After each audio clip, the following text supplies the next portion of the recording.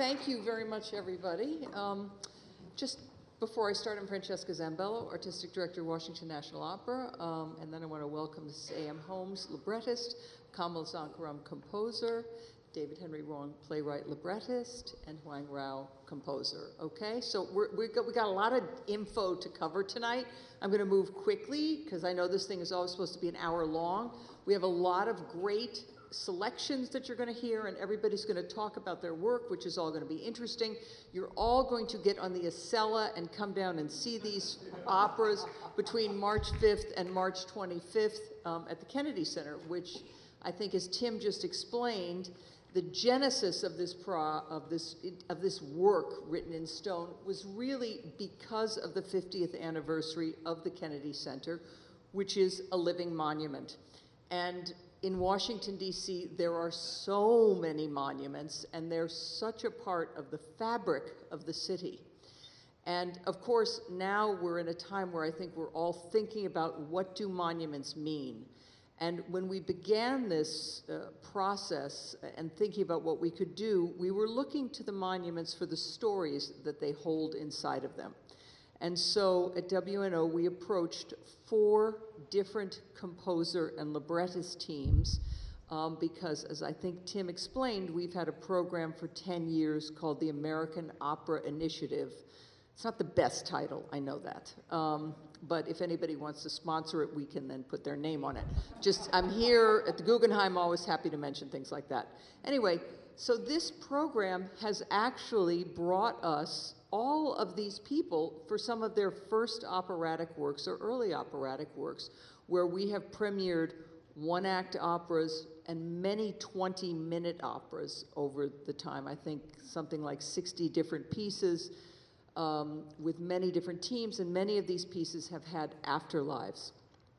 So it was sort of the confluence of the 50th anniversary, thinking about monuments and thinking about different composers and librettists, and really getting a tapestry of writers and sound worlds on the stage.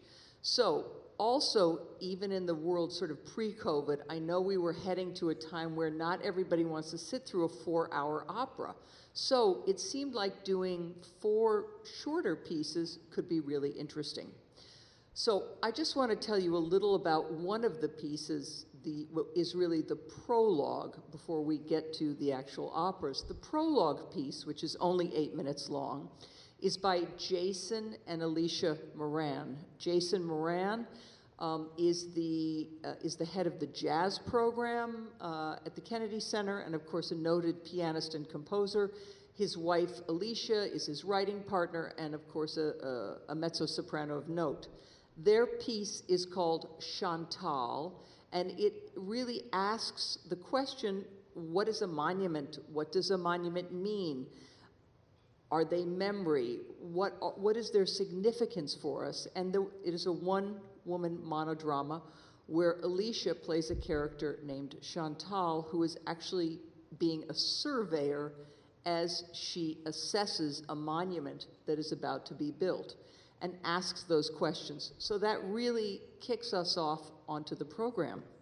We then go to A.M. and Kamala's piece, which I would love to hear a little bit about, and that is called The Rise, and inspired by the suffragette monument, which I know probably nobody in this room even knows where that is in Washington, which is a major drag, of course, and so we're going to talk a little bit about that. Would you tell a little bit about the monument and then the piece? A.M., sure. Kick us off here. I'll tell you a tiny bit about the monument, which is that it was given to Congress in 1920. It was made by a wonderful woman sculptor named Adelaide Johnson, and there's an incredibly storied past to it. The short version is it was given to Congress when the right to vote for women was passed, and it was promptly put into the basement of the Capitol, where it stayed for 70 years, until a bunch of women in Congress raised the money to have it brought upstairs, and it is now in the U.S. Capitol Rotunda. And I'll turn that a little bit over to you, and then we can introduce the scene, I guess, right? Yeah, it's a very strange looking monument, actually. It has the busts of 3 suffragettes, Elizabeth Cady Stanton, Lucretia Mott, and Susan B. Anthony, and behind them is this sort of amorphous blob of marble, and there are many theories as to what that might be. Is it future? Is it for the first female president? These are some of the questions that we are thinking about in this piece. So we're going to hear an extract from it, and we are going to welcome 2 singers. First of all, Daryl Friedman, who is playing the character of the powerful woman, inspired by... Well, in the original draft of A.M.'s libretto, this was actually Nancy Pelosi, but because the Kennedy Center is meant to be a neutral political environment, we had to change so that she is now a nameless, powerful woman.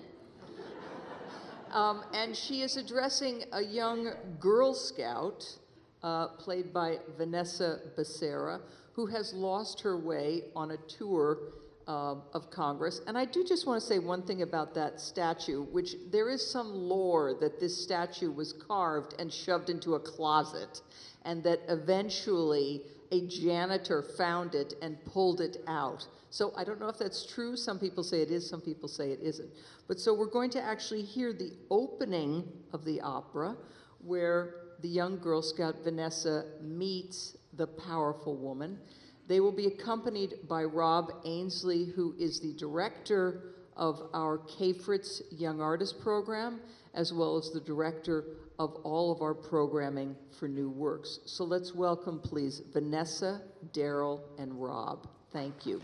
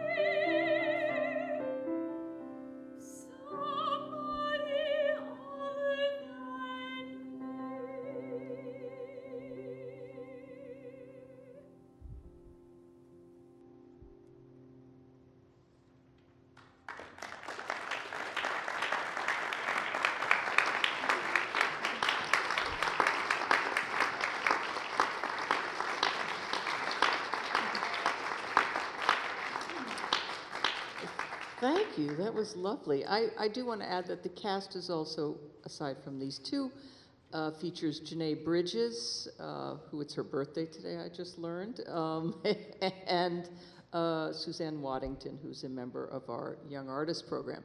Everyone, we actually start rehearsals tomorrow, so I'm grateful that everybody is here this evening.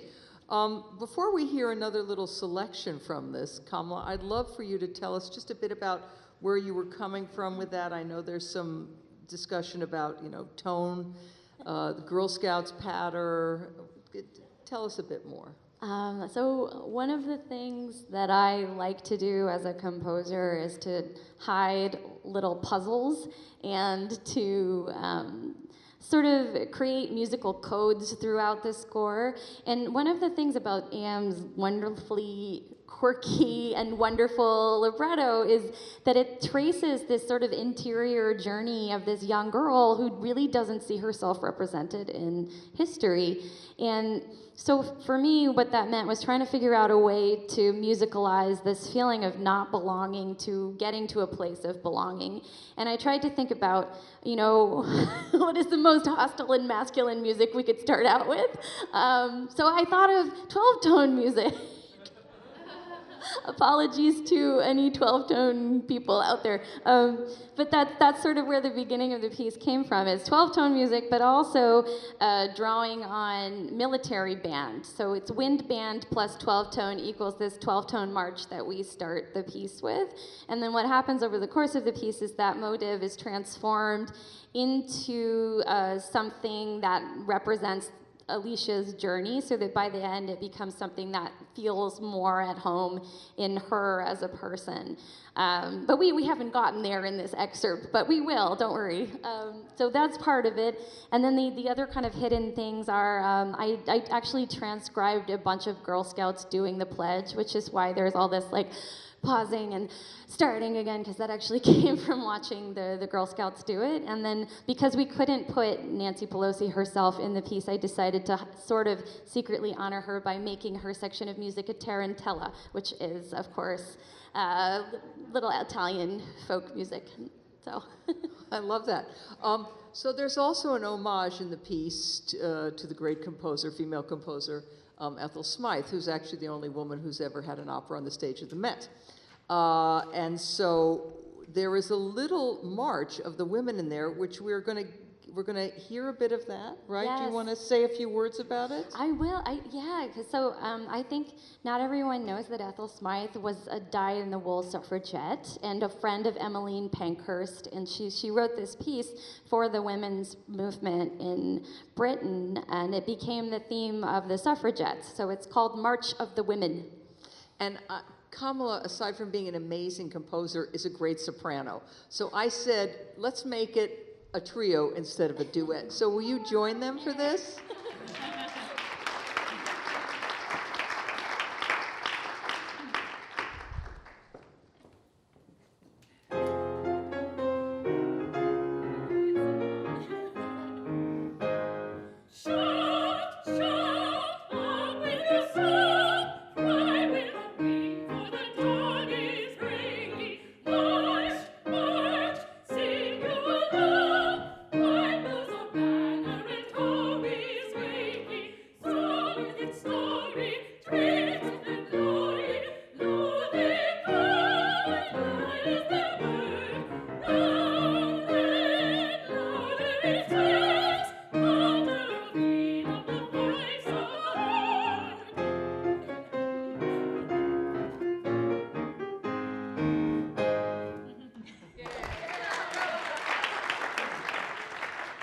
Thank you.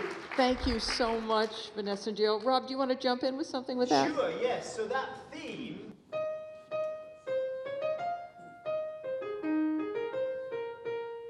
makes an appearance in the piece.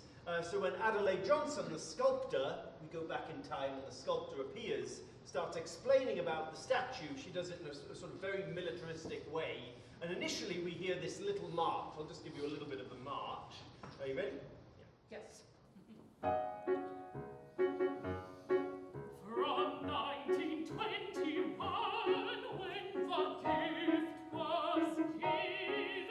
to 1997, when it was risen to its rightful place, I came regularly to visit my friends.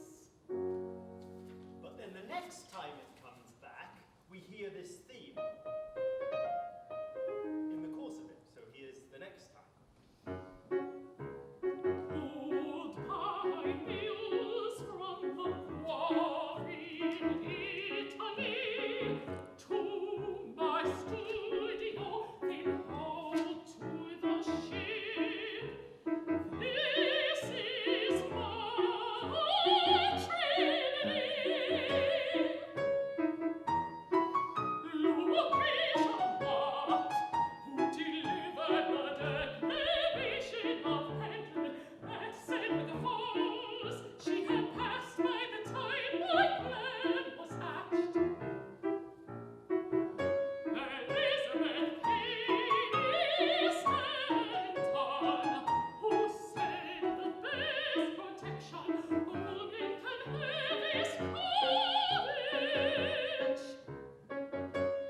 Elizabeth sat for me, as 'tis Susan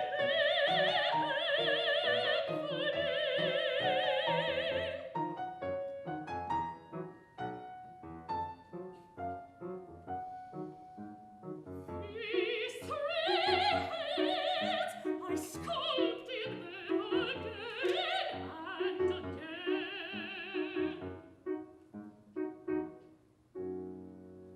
So that's the music of Ethel Smythe living on in Kamala's piece.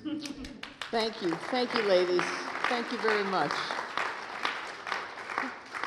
Now, just one other thing about the monument is there is room for a fourth face.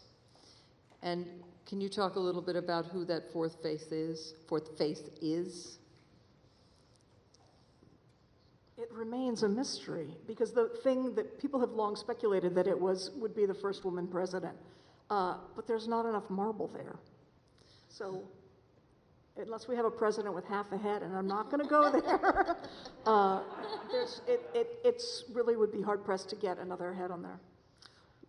Some people say that it was supposed to be a woman of color because they were not represented in the suffragette movement enough, yet they stood side by so many women. I mean, I think the monument is literally very white. I mean, in every sense of the word, it looks like it was made out of, a Dove soap bar. It would be nice to think that that was a possibility. I think a lot of this piece is really about how do we look at something that was made at a certain point in time and talk about the evolution of history and what stories are left out of history and not accounted for. And that's very much what's happening in this piece. And I just want to say that I think this is one of the really smart things that A.M. has done, is that when we were first talking about it, it would have been easy to make a piece about the monument getting sent to the basement, but that's not what she did. Instead, she's brought in these characters, like we have our young Latina character in Alicia Hernandez, and we have Janae's character who is a Capitol Police officer, and so already, there were women included in the history that were not originally there, which I think is really smart. And the first woman Capitol Police officer was also the first African-American woman Capitol Police officer, and that was like in 1970 something, and that character talks about sort of her history and how she came to be in that place. And so, and it's also so interesting because it's set in the Rotunda, and there now are a few other images of women in the Rotunda, but for a long time, that was the only image of women in the U.S. Capitol Rotunda. And I think it's only one of 14 right now. Yeah. So it's still pretty small. Yeah. Well, thank you. So we're excited about that. The other piece that we're not hearing a bit from tonight is called It All Falls Down, which is by Carlos Simon, who is the composer in residence of the Kennedy Center. And Marc Bamuthi Joseph, who is playwright, librettist, and at the Kennedy Center, he is, and I don't want to screw up his title, because Artistic Director of Social Impact. And so we're not going to hear anything from that, but the story of that takes place on the steps of the Supreme Court, and it is about a black father and son who are both preachers. The son is gay, and it is about on the day of a same-sex rally at the Supreme Court, and the father is against it, and about what happens between their relationship and their departed wife and mother, played by Janae Bridges. So I'm thrilled about that. And then we get to intermission, and we then bring on the next team. And I do want to say that my colleague and friend Jim Robinson is directing the pieces, and Robert Spano will be conducting, and I think they each have a very distinct and different, not only sound, but also look. And so over to your piece, The Rift, which is inspired by the Vietnam Veterans Memorial. And when I asked each team to do this, I said, you all pick your monuments. And so David, how did you land there? So Huang Ruo and I were just discussing this backstage. I said, did you decide on the Vietnam Memorial, or did I? And it's been a few years now, so, but I actually think it was you. Oh, we both. I think I remember, around this time, 3 or 4 years ago, Francesca and I, we were celebrating the Lunar New Year, and she first mentioned this monument idea to me. And I was so excited. I was like, immediately I thought of the Vietnam Veteran Memorial. Not only I had great, impact and admiration of that, but also I know David and Maya. They are good colleagues, and from many occasions, many years. So it would be something very meaningful to create that as the opera. Then I believe I mentioned to you, and you loved the idea, and then I pass on to David. Well, I love the memorial, of course. Maya, I'm sure everyone knows this, refers to Maya Lin, who was the architect who was commissioned when she was a student at Yale when she was 22 years old. to do this. And of course, the actual monument was extremely contentious in its evolution, which is part of the story. Can you tell us a bit about it? Yeah, I mean, you know, those of us of a certain age remember when both the debate and the controversy over the creation of the Vietnam Veterans Memorial, and the way that it sort of served as a proxy for so much contentiousness and division and polarization in our country at that time. And so Maya Lin actually was a senior at Yale. She was an undergraduate, and she was given the assignment the whole class was given the assignment to design an entry for the Vietnam Memorial competition. And it was going to be the largest competition that had ever, of its sort, that had ever been held in the US or in Europe. And it was going to be judged blind. So the judges would not know the identities of the people who were submitting these entries. So Maya was just doing it for a class assignment, basically, and then had the gumption or genius or chutzpah or whatever to send it in. And it ended up being selected. At which time there was, as we were saying a moment ago, a huge amount of controversy. Not only because people had all sorts of opinions about the war itself and whether or not there should even be a memorial, or if there is a memorial, did it need to be more honorific than this sort of black wall with the names of the dead carved onto it. And, but on top of that, there was Maya being a young person, a woman, a person of color, and Asian to boot. So I first met Maya, we were both about, I think I was 23 and she was 22, and we were at an event.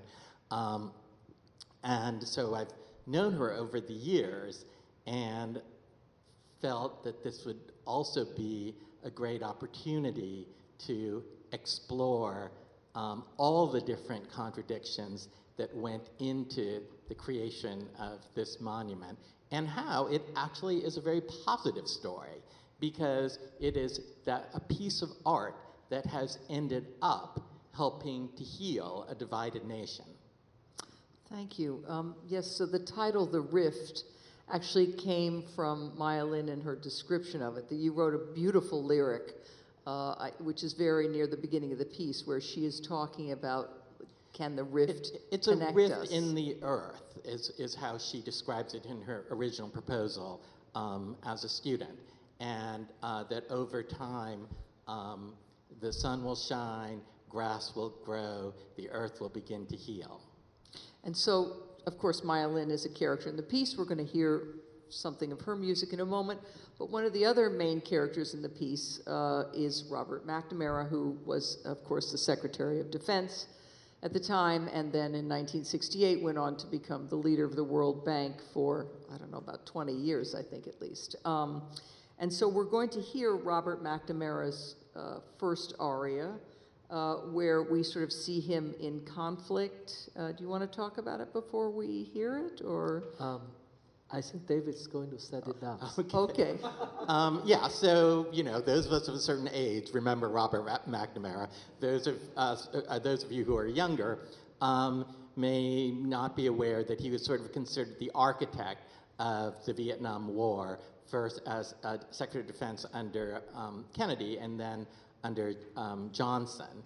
And later in life, he had sort of a change of heart. Well, actually, towards the end of his tenure as Secretary of Defense, he started to feel that there were mistakes made, and he continued to struggle with this through the rest of his life, but also not want to talk about it much.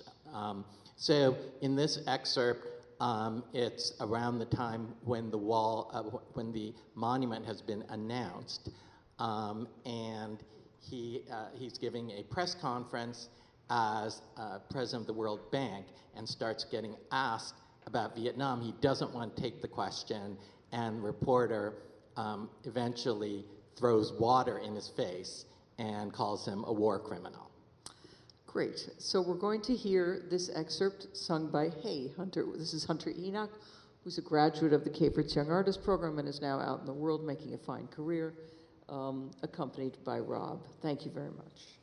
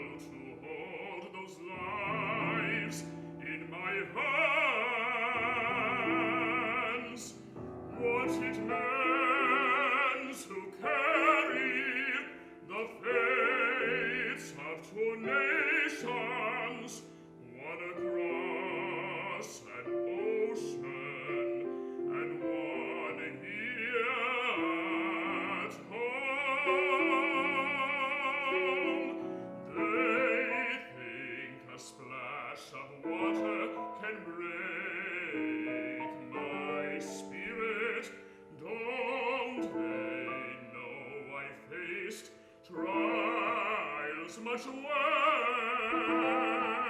worse, a man's right to throw me off a boat into the ocean, my own dear wife, Margaret, now departed, even she opposed the decisions I made. My own son told me I made him ashamed.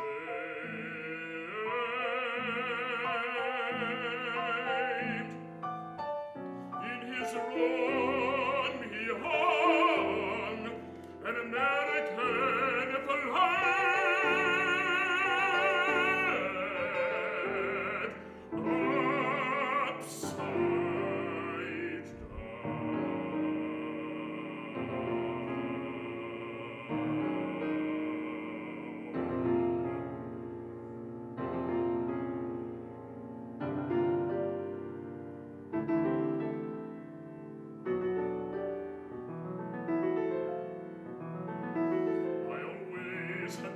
upside intentions. Decisions had to be made, and I made them. I trusted the data, tried to be objective. The intelligence was bad. That wasn't my fault. I knew too little until it was too late. I tried to save lives, called off the bombing over Vietnam. I knew I was sending American soldiers into an arena where many, far too many, would return in body bags. Yet the cause was so important to save the world from tyranny, and victory seemed so close, always just out of reach, just around the corner, just a few more soldiers, a few more battalions would finally turn the tide, turn the tide.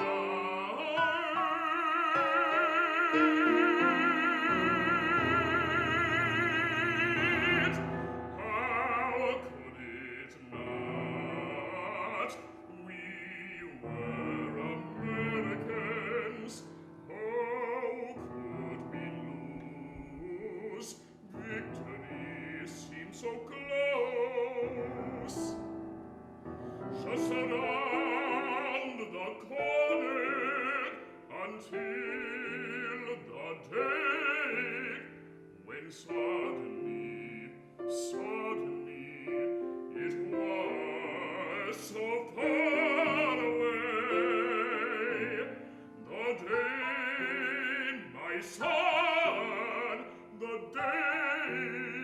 my son hung an American flag in his bedroom upside down.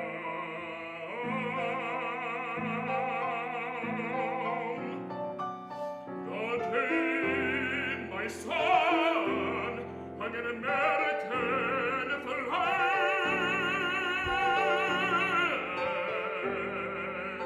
in his bedroom upside down, upside down,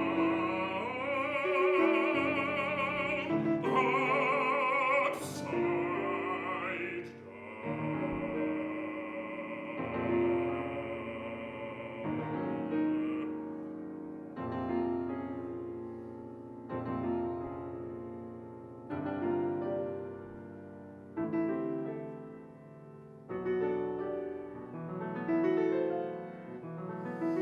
I always had the best of intentions.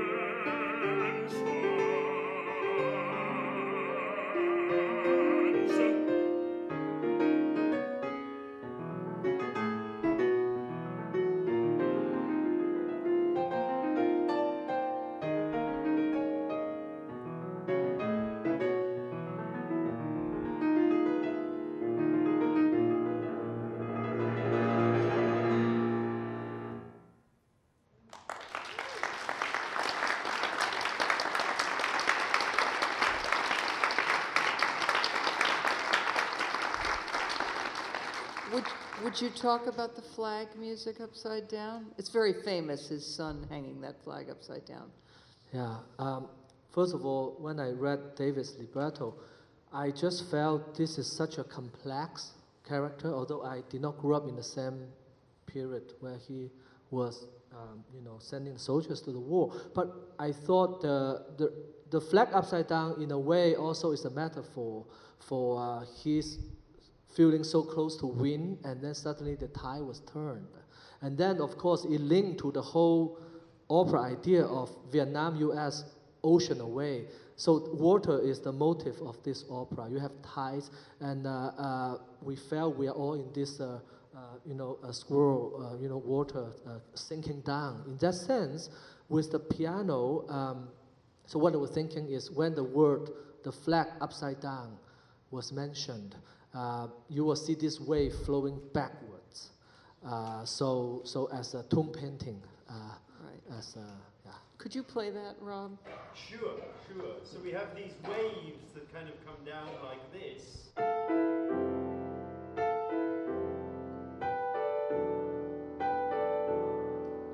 But then it reverses when the flag goes upside down, so we have more.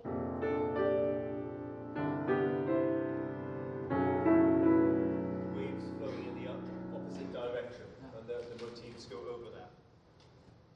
It's very subtle, but again, if you feel it, it's there. Yeah, well, it's very unsettling, I find.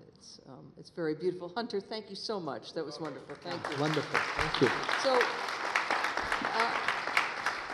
now we're going to hear some music from the protagonist. It'd be great if you tell us about Maya Lin's aria a bit.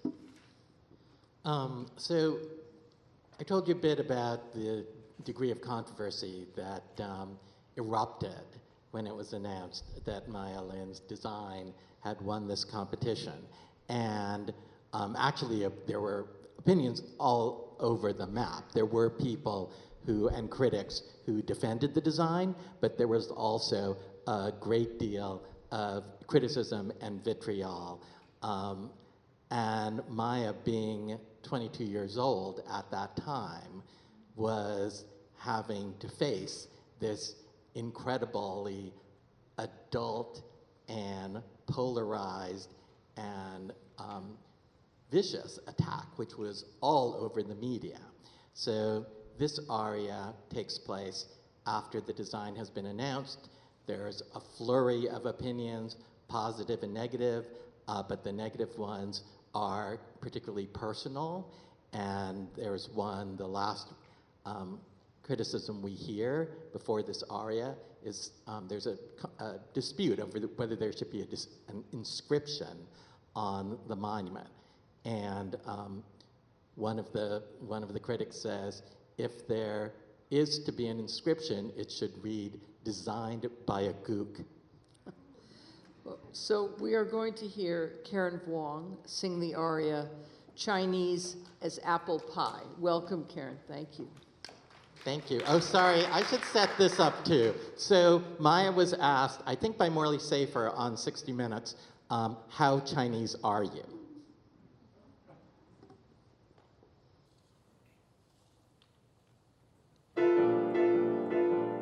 Shocked,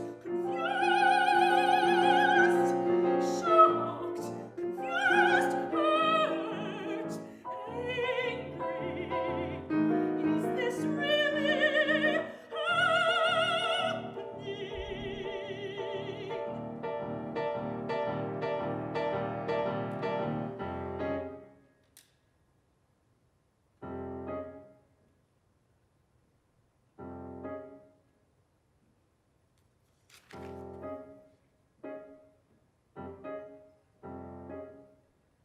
I'm Chinese as apple pie, born and raised in the Midwest.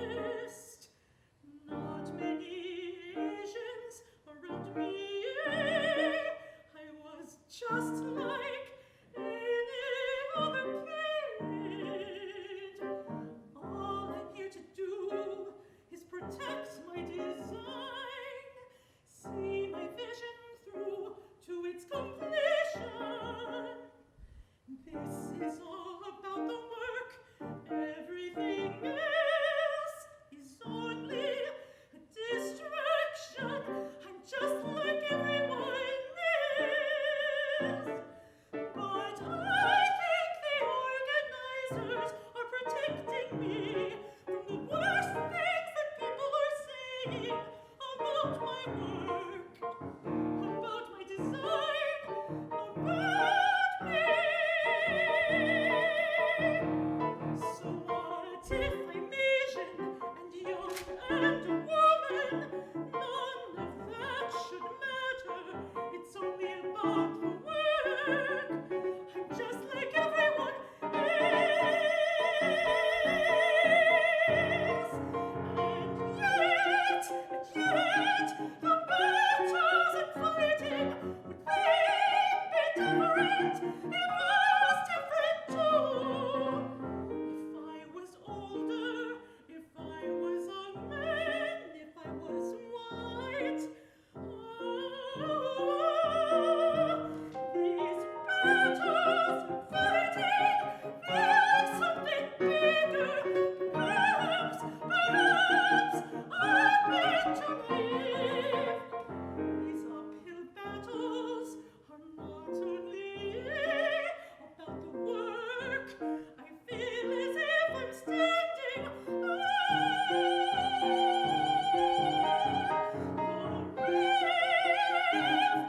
the rifts in our nation, the rifts in this country. We call America this land, which is my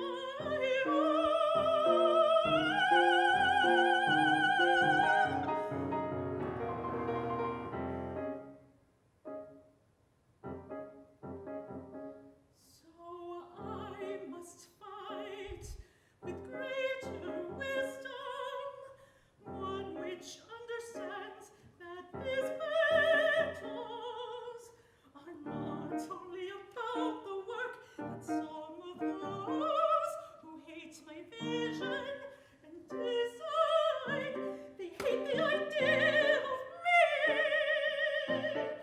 How Chinese am I? How Chinese am I? I'm not just a kid from the Midwest. I'm not just the same as everyone else. I'm a young woman. I am Asian, as Asian American.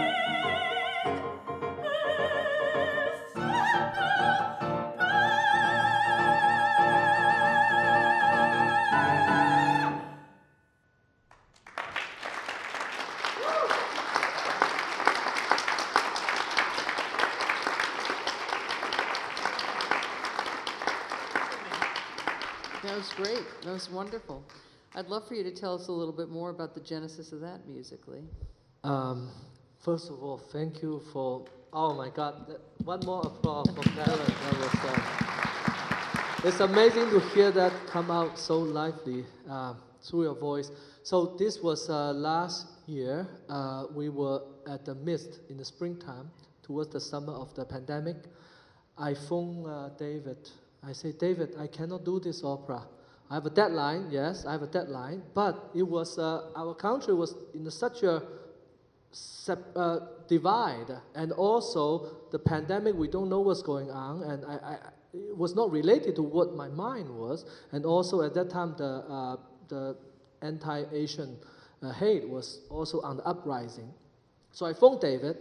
David comforted me. He said, you know, think about this way, the war itself was a very divided moment at that time, but it does bring people together to heal.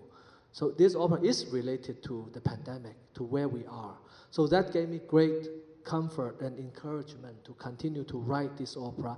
And at the time I wrote this aria, I have another story to share. It was July 4th. My wife and I got some firework for my two kids. They are Asian American kids. And I was so excited. I saw them. I said it out loud. I said, do you know who invented firework? And then my son turned to me and said, who? And I bit and swallowed my words. I could not tell them it was Chinese. I could not say that to them because I have this fear in my mind. If I tell them, they might tell other people in school or somewhere. They might got punished or being discriminated. So that was the moment I felt I was shameful to be who I am.